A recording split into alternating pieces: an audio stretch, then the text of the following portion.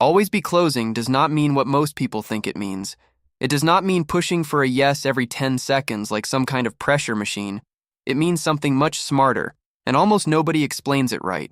Most people hear ABC and picture the stereotype, the pushy salesperson trying to squeeze a commitment out of you before you've even finished your sentence. That version burns people out and burns customers out too.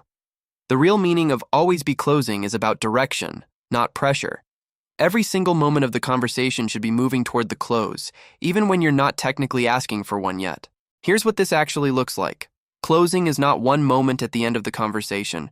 It's the cumulative effect of everything that happened before it. Remember when we talked about KYC and gathering real information, not small talk?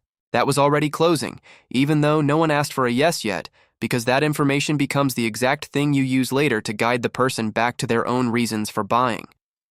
Remember first impression, that was closing too, because trust decided in the first 7 seconds either opens the door for a close later or closes it before you even get there. Always be closing simply means every step you take should be pulling the conversation forward, not just filling time. A lot of salespeople treat rapport building as a separate box to check before the real selling starts. That's backwards. Rapport is part of the close.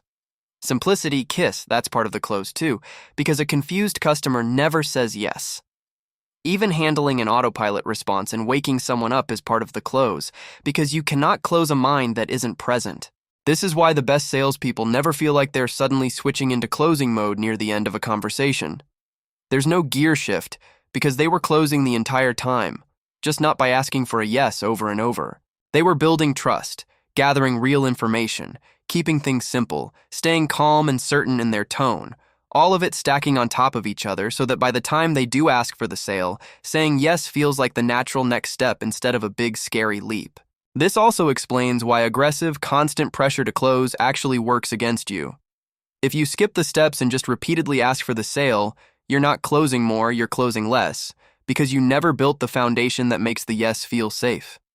Always be closing was never about frequency. It's about direction. Every moment either moves someone closer to a confident yes, or it doesn't. Your job is to make sure it always does. You do not close at the end of the conversation.